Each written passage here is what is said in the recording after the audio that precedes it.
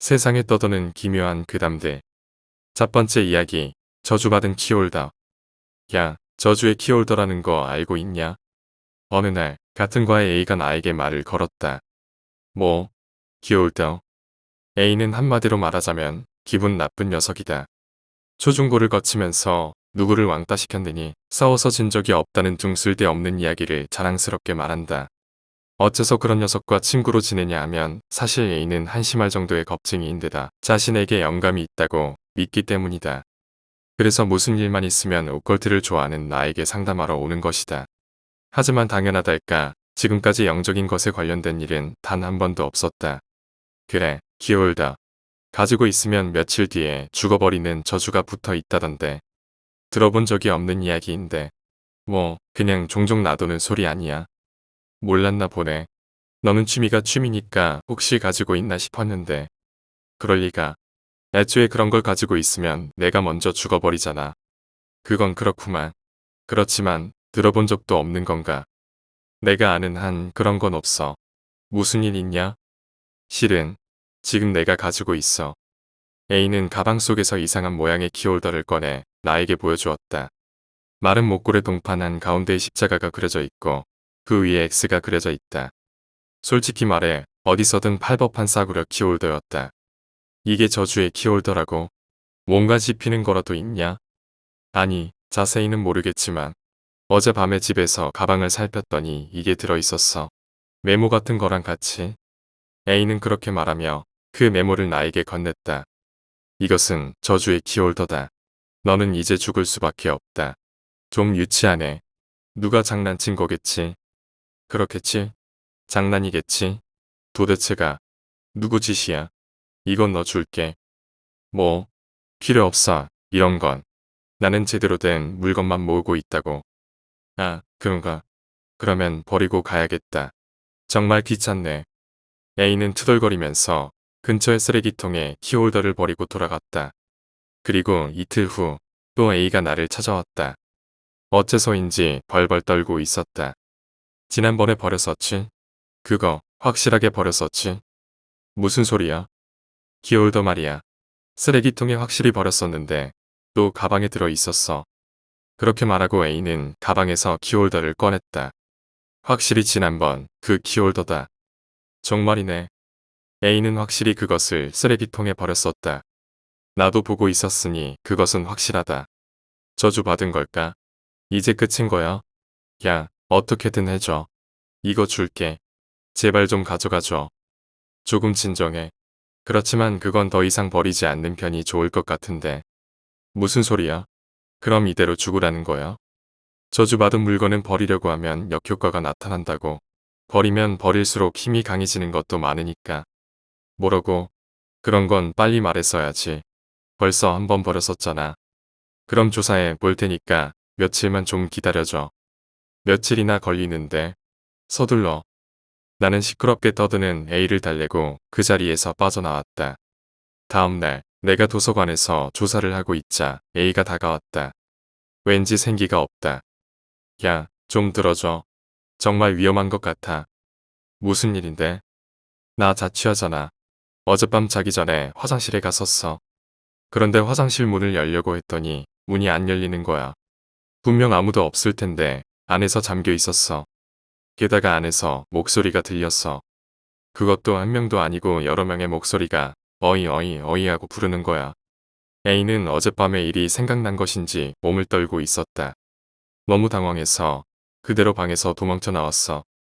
A는 그 후 아침까지 편의점과 만화방에서 시간을 보내다 아침이 되어서야 방으로 돌아갔다는 것이었다. 어떻게 방법이 없을까? 부탁할게. 그래, 너 오늘 우리 집에서 묵고 가라. 이 녀석의 집에는 몇 번 간 적이 있지만 오늘은 사정이 좀 좋지 않다. 아니, 오늘은 좀 무리야. 그래, 그 대신 이걸 줄게. 나는 준비해온 부적을 A에게 건네주었다. 이걸 방에 붙여둬. 너를 지켜줄 테니까. 오, 고마워. 아무튼 빨리 좀 찾아봐. A는 부적 덕분에 안심했는지 또 제멋대로 말을 하고 돌아가 버렸다. 다음 날 또 A가 나를 찾아왔다. 어쩐지 살이 쫙 빠진 것 같다. 아무래도 부적은 효과가 없던 것 같다. 한밤중에 자고 있는데 무슨 김새가 느껴져서 일어났어. 그랬더니 방에 무언가가 있었어. 검은 그림자가 방 구석에 있었다고. 그리고 또 들렸어. 부르는 소리가. 이번에는 내 이름을 부르고 있어. A는 머리를 움켜 쥐고 있다. 그 부적으로는 안 된 건가? 나는 조금 생각하고 어제보다 강력한 것이라고 말하며 다른 부적을 건네주었다. 지금 할 수 있는 것은 이 정도밖에 없다. A는 그것을 들고 휘청거리며 돌아갔다. 그러나 A의 주변에서는 계속해서 이상한 일들이 일어났다. 들려오는 소리도 바뀌었다. 더 직접적으로 아예 죽어라 라고 말하기 시작했다. 휴대폰에 음성 사서함에도 들어있고 방이 무서워서 공원 벤치에서 노숙하려 할 때도 들려왔다고 한다. A는 점점 혼잣말을 하는 일이 늘어나기 시작했다. 평소에도 주변에 친한 사람이 드물었지만 이제는 아무도 A 곁에 가려고 하지 않았다. 미쳐가고 있는 것일까? 아니, 이미 미쳐 있는 것인지도 모른다.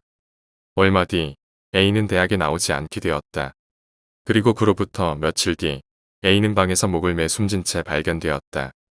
지금 내 손 안에는 A가 가지고 있던 키홀더가 있다. 싸구려 키홀더.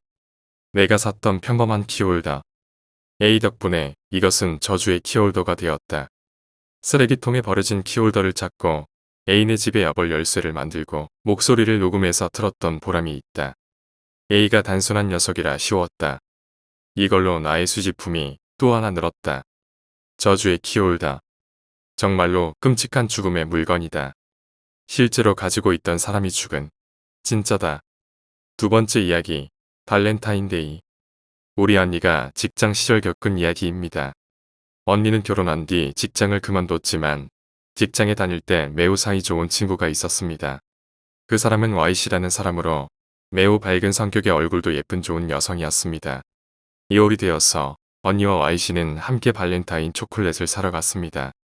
언니는 그 당시 지금의 남편과 사귀고 있었기 때문에 남자친구를 위한 것과 직장 동료들에게 선물로 줄 것을 몇 개 샀다고 합니다.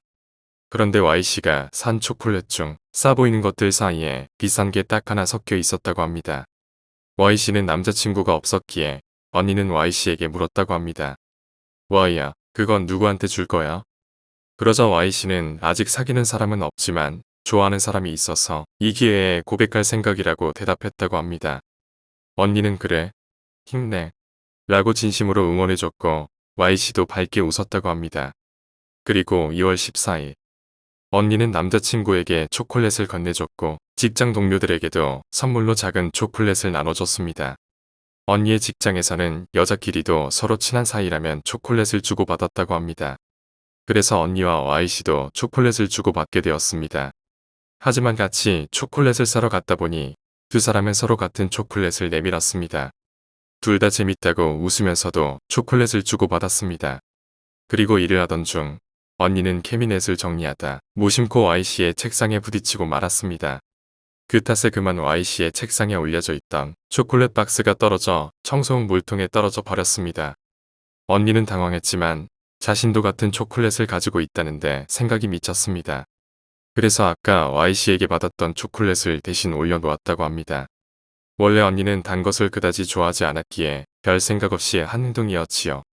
그런데 다음날 언니가 회사에 가자 Y씨가 어라, 어제 준 초콜릿 안 먹었어? 라고 묻는 것이었습니다. 언니는 혹시 어제 초콜릿을 떨어뜨린 걸 들켰나 당황했지만 Y씨는 딱히 그런 기색은 없었다고 합니다. 이제 와서 사실을 고백하기도 미안했기에 언니는 어제는 돌아가서 그냥 자버렸어. 오늘 먹을게. 라고 말했습니다. 그리고 다음 달 언니는 평소처럼 출근했습니다. 그런데 동료가 Y씨가 죽었다는 말을 전해주는 것이었습니다.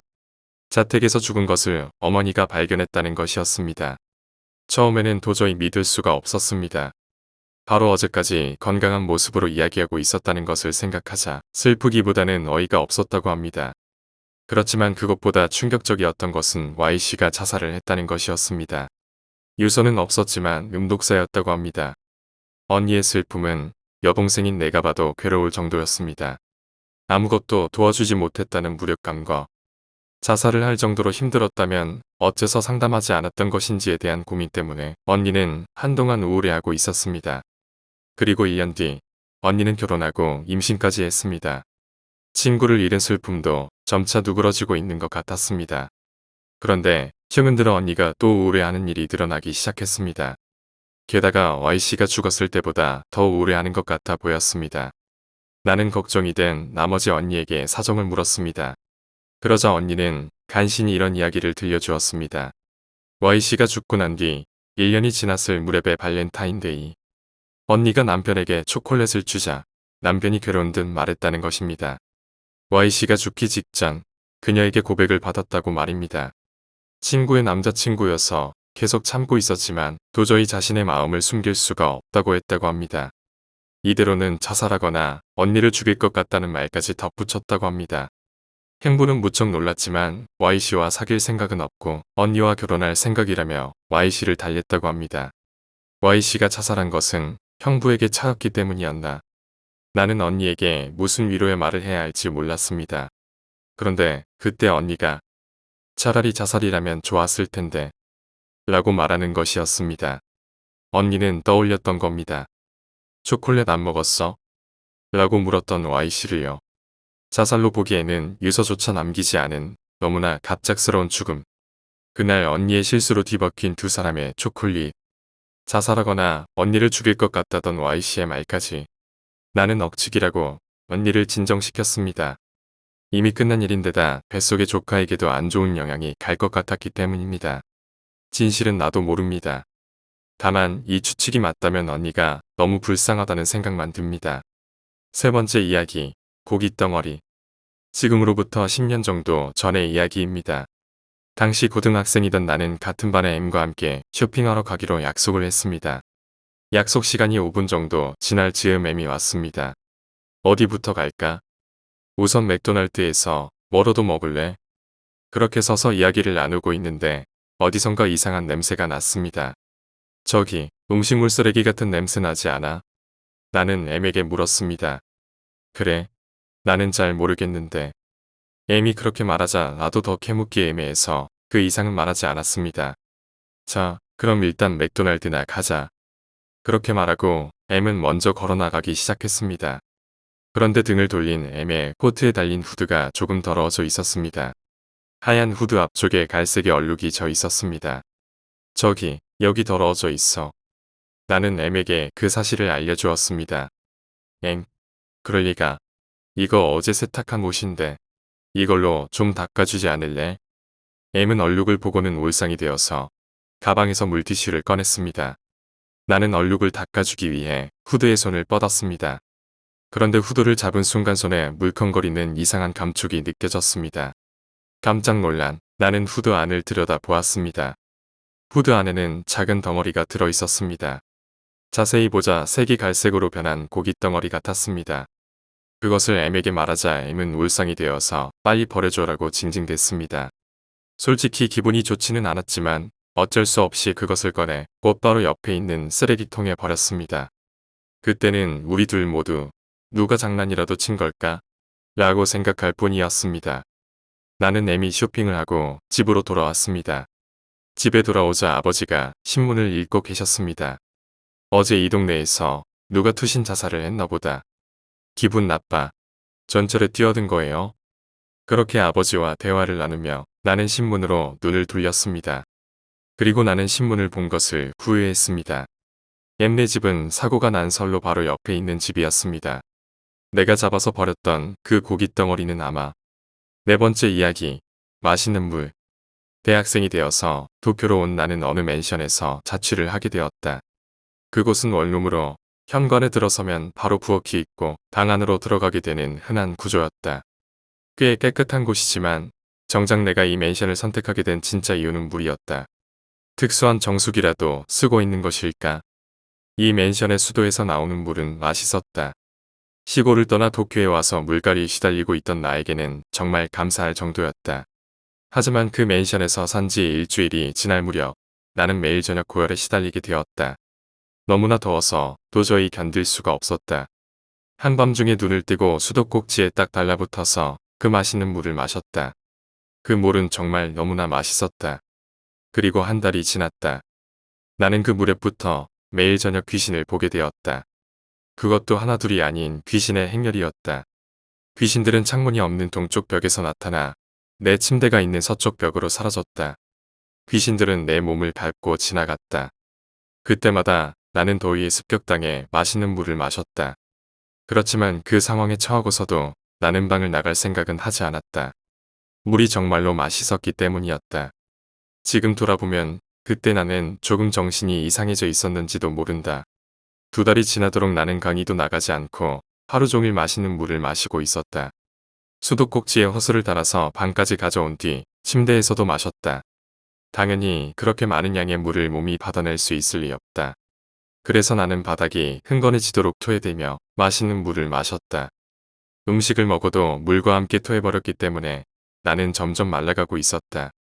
어느 날 밤 계속 나타나는 귀신들에게 화가 난 나는 동쪽 벽을 마구 두드렸다. 주변에 신경도 쓰지 않고 괴성을 지르며 계속 벽을 두드렸다. 그러자 벽지가 벗겨지며 붉은 것이 나타났다. 그것을 깨달은 나는 계속 벽지를 벗겼다. 그러자 이상한 것이 나타났다. 마치 신사 앞에 있는 문 같은 기둥이 벽 안에서 나타난 것이다. 무서워진 나는 마음을 달래기 위해 맛있는 물을 마시기로 했다. 하지만 수도꼭지로 마시기에는 물이 너무 적었다. 나는 방을 뛰쳐나와 계단을 뛰어 올랐다. 약해진 몸으로 겨우 옥상에 도착했다. 의외로 옥상 입구는 열려 있었다. 나는 저수 탱크로 한달음에 달려갔다. 저수 탱크에 잠긴 채 마시는 물을 마음껏 먹고 싶었던 것이다. 뚜껑에는 열쇠가 걸려 있었지만 마시는 물을 마시고 싶었던 나는 필사적으로 뚜껑을 열었다. 지금 생각해보면 말도 안 되는 짓이다. 자물쇠를 부순 나는 탱크 속으로 뛰어들었다. 그렇지만 물은 맛있지 않았다. 오히려 맛은커녕 냄새가 났다. 기분이 나빠진 나는 탱크 안을 살펴보고 놀라서 주저앉았다. 털이 깎인 채 죽은 고양이가 몇십 마리나 탱크 안에 있었던 것이다. 나는 그날 먹었던 밥과 물을 토하고 탱크에서 뛰쳐나와 가까운 경찰서로 달려갔다.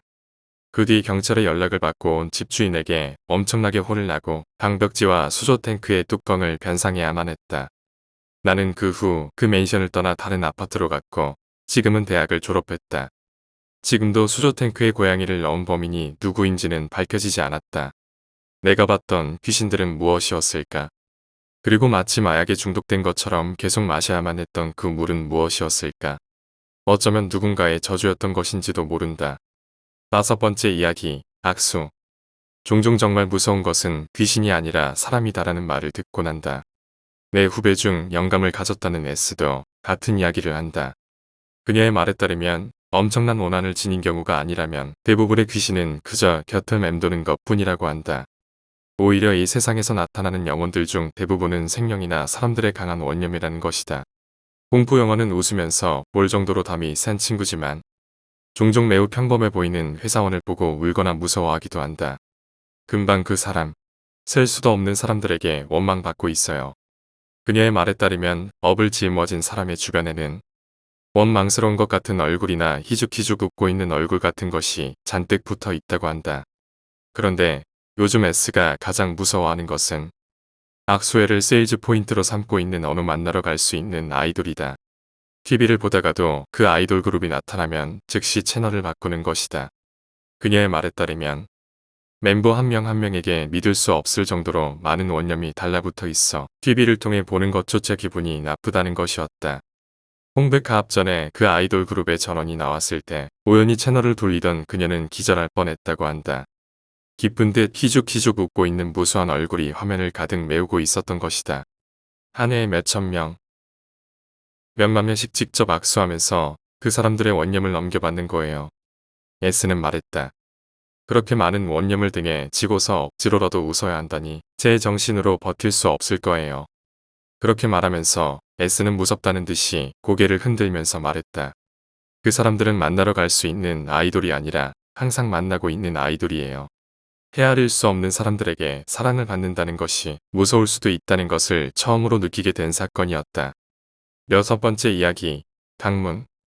A와 B, 두 청년이 드라이브를 하고 있었다. 그런데 갑자기 차 앞으로 무엇인가가 뛰어들었다. 위험해. 당황해서 차에서 내린 두 사람. 신음소리가 들려온다. 아무래도 사람을 친 것 같았다. 그렇지만 두 사람은 기묘하게도 안심하고 있었다. 그들이 치었던 것은 동네에서 유명한 정신 나간 노숙자였던 것이다. 젊은이들에게 있어서는 길가의 도둑 고양이와 같은 수준의 존재였다. 이 양반이었나? 미안해, 아저씨. 가볍게 말하고 웃으면서 두 사람은 차를 타고 갔다. 다음 날 자취를 하던 A는 집에서 여자친구와 술을 마시고 있었다. 밤이 깊어져서 집에 돌아가겠다는 여자친구를 배웅하고 슬슬 자려고 할 때 핸드폰이 울렸다. 야, A. 너 지금 어디에 있어? 쓸데없이 허둥대는 B의 목소리에 기분이 나빠져서 A는 대답했다. 나, 집이야, 집. 자려고 하는데 무슨 일이냐? B는 여전히 허둥거리며 다음과 같은 이야기를 시작했다. B는 A와 가까운 곳에서 자취를 하고 있었다. 집에서 잠을 자려고 침대에 누워 서서히 의식이 희미해져 갈 무렵 누군가 문을 두드렸다. 똑똑똑. 야, 나 A야. 문 좀 열어줘. B는 이렇게 늦은 시간에 연락도 없이 찾아온 A에게 짜증을 내며 조용히 현관으로 나갔다. 문을 갑자기 열어서 늦은 시간에 무례하게 찾아온 A를 놀래키려는 생각이었다. 똑똑똑. 야, 나 A야. 문 좀 열어줘. B는 문 앞에서 서서 몰래 문구멍으로 A의 위치를 확인하려 했다. 그리고 B는 놀라서 굳을 수밖에 없었다. 거기 서 있던 것은 A의 목소리가 녹음된 테이프를 태생하면서 문을 두드리고 있는 어제의 그 노숙자였다. B는 소리도 못 내고 다만 눈을 문구멍에 붙인 채 서 있을 수밖에 없었다. 얼마나 지났을까? 노숙자는 테이프를 멈췄다. 여기, 없어. 그리고 노숙자는 사라졌던 것이다. 어이구, 그러셔. 무서워서 죽겠네. 하지만 술도 마셨겠다. 기분도 안 좋았던 A는 B의 이야기를 무시할 뿐이었다. 바보 같은 놈아. 거짓말이 아니야. 그 노숙자, 여기라고 말했으니까 다음은 너희 집. 딩동. A의 집에 초인종이 울렸다. 아, 여자친구가 뭘 놓고 간다 보다. 알았으니까 내일 보자. 잘 자. 야, 기다려. 끊지 마. A는 억지로 전화를 끊었다. 딩동. 다시 초인종 소리가 울린다. 오이, A. 그래. 지금 연다. 오이, A. 밖에서 B가 기분이 나쁠 때 A를 부르던 목소리가 들려온다. 순간 A의 사고가 멈춘다. 몇 초나 지났을까. 곧이어 문을 두드리는 소리와 들어본 적 없는 웃음소리가 울려 퍼진다. 쾅쾅쾅. 있구나. 7번째 이야기. 트라우마. 나는 오사카의 어느 회사에서 근무한 적이 있습니다. 그리고 그곳에서 사람이 얼마나 끔찍한 모습으로 변할 수 있는지 목격한 적이 있습니다. 지금도 그것은 나의 트라우마로 남아 있습니다. 내가 다니던 회사는 플라스틱으로 여러 가지 물건을 만드는 회사였습니다. 플라스틱을 녹여서 틀에 넣고 붙이는 것이 주 업무였지요. 그렇기 때문에 공장 안에는 여기저기 플라스틱을 넣고 붙이기 위한 금형 툴들이 있었습니다. 그날도 나는 회사 선배와 함께 공장 안을 돌아다니며 문제가 없는지 확인하고 있었습니다. 그런데 갑자기 플라스틱 제작을 위한 금형 틀 안에 선배가 들어갔습니다. 나는 제품을 만들다 플라스틱이 눌어붙어서 선배가 확인하러 간 것으로 생각했습니다. 그래서 무슨 일 있냐고 물었습니다. 그리고 그 순간 나는 알아차리고 말았습니다. 선배가 금형틀을 스스로 닫아버린 것을 말입니다. 엄청난 연기와 함께 끔찍한 냄새가 퍼져나갔습니다. 기계에서는 굉장히 울려 퍼지며 마주 흔들렸습니다. 순간 나를 포함해 주변의 모든 사람이 비상정지 버튼을 닥치는 대로 눌렀습니다. 하지만 나는 딱 닫혀있는 틀을 보고 더 이상 선배가 살아있기 힘들다는 것을 느끼고 있었습니다. 그렇지만 도저히 무서워서 그 틀을 열 수가 없었습니다. 나는 울면서 공장 주임에게 매달렸습니다. 주임은 공장장을 부르고 현장에 있던 모든 사람들을 모두 공장에서 내보내고 기계를 조작했습니다. 바깥에 나가 있었지만 공장장의 오열이랄까 비명 같은 한마디 단말만은 또렷이 들려왔습니다. 이후 구급차와 경찰차가 도착했지만 경찰관은 열린 틀 안을 보자마자 마구 토하며 공장 밖으로 뛰쳐나갔습니다. 그때 나는 공장 문틈 사이로 틀 안의 모습을 살짝 보고 말았습니다. 거기에는 아직 인간의 모습을 약간 남긴 고깃 덩어리가 남아 있었습니다. 그것을 보고 나는 실신하고 말았습니다. 이후 나는 그 회사를 그만두었습니다. 지금 그 회사가 어떻게 되었는지 선배의 유족들이 어떻게 사는지는 나도 모릅니다. 하지만 아직도 오사카에서 플라스틱 금형 작업을 하는 사람들이라면 이 이야기를 연수 때 꼭 듣게 된다고 합니다.